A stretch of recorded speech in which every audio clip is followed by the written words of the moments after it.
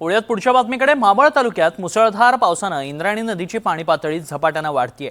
प्रशासन आता सतर्क झालंय। संभाव्य धोका ओळखून कुंडमळा परिसरामध्ये पर्यटकांच्या प्रवेशावर बंदी घालण्यात आली आहे। मागील वर्षी साको पूल कोसळल्याच्या दुर्घटनेत 4 पर्यटकांचा मृत्यू झाला होता आणि आता याच पार्श्वभूमीवर पोलीस आणि महसूल विभागाकडून कडेकोट बंदोबस्त तैनात करण्यात आलाय। दरम्यान नव्या पुलासाठी 12 कोटी रुपयांचा निधी मंजूर असला तरी तांत्रिक कारणांमुळे काम अद्याप सुरू झालेलं नाही। याच संदर्भात कुंडमळा इथून आढावा घेतला आमचे प्रतिनिधी सूरज कसबे यांनी। दरवर्षी पावसाळ्यामध्ये कुंडमळ्यावरती पर्यटकांची गर्दी असते, मात्र मागील वर्षी झालेल्या दुर्घटनेनंतर कुंडमळा पूर्णपणे पर्यटकांविना सुन्न पडला आहे।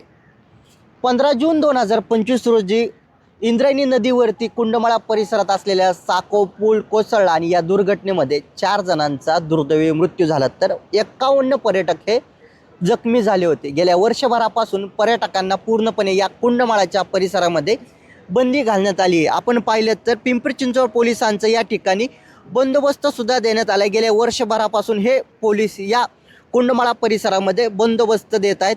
आपण पाहिलं तर पिंपरी चिंचवड पोलीस आयुक्तालया अंतर्गत इथं काही फलक सुद्धा लावण्यात आलेले आहेत। आपल्यासोबत पोलीस हवालदार अशोक काटे आहेत। सर, काय सांगाल, आपण गेले वर्षभर या ठिकाणी बंदोबस्त देतोय, कशा प्रकारे पर्यटकांवरती या ठिकाणी आपण आळा घालतोय? गेल्या वर्षी झालेल्या दुर्घटनेच्या अनुषंगाने पोलीस आयुक्त पिंपरी चिंचवड तसेच पोलीस उपायुक्त परिमंडळ 4 यांच्या आदेशाने तळेगाव दाभाडे पोलीस स्टेशनचे वरिष्ठ पोलीस निरीक्षक यांच्या देखरेखीखाली इथे दररोज बंदोबस्त दिला जातो। त्यामुळे इथं पर्यटकांना इकडे येऊन दिलं जात नाही।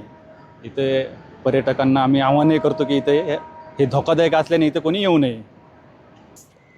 470 फूट लांबीचा हा पर्यटन पूल असणारे जो या नदीवरती बांधला जाणार आहे आणि दोन्ही बाजूला 2 मार्गिका असणार आहेत 8-8 फुटाच्या। त्यामुळे आता संरक्षण खात्यांची जी गाईडलाईन आहे त्या गाईडलाईननुसार इथं जो प्रस्तावित पूल आहे त्याचा आराखडा तयार केला जाणार आहे। त्यानंतरच जो प्रस्तावित पूल आहे त्याचं बांधकाम केलं जाणार आहे। दरम्यान गेल्या वर्षभरापासून या ठिकाणी पर्यटकांना येण्यास मज्जाव केला जातो आहे। पिंपरी चिंचवड पोलीस या ठिकाणी सुरक्षेसाठी तैनात सुद्धा करण्यात आले। त्यामुळे पर्यटक जर या ठिकाणी पर्यटनाचा आनंद घेण्यासाठी येऊ इच्छितात तर त्यांनी कृपया या ठिकाणी येऊ नये। मावळ तालुक्यात अन्य ही काही पर्यटक स्थळे त्या ठिकाणी जाऊन त्यांनी भेट देणार आहे, असं सुद्धा आम्ही आव्हान तुम्हाला या NDTV मराठीच्या माध्यमातून करतोय। सूरज कसबे, NDTV मराठी, मावळ, पुणे।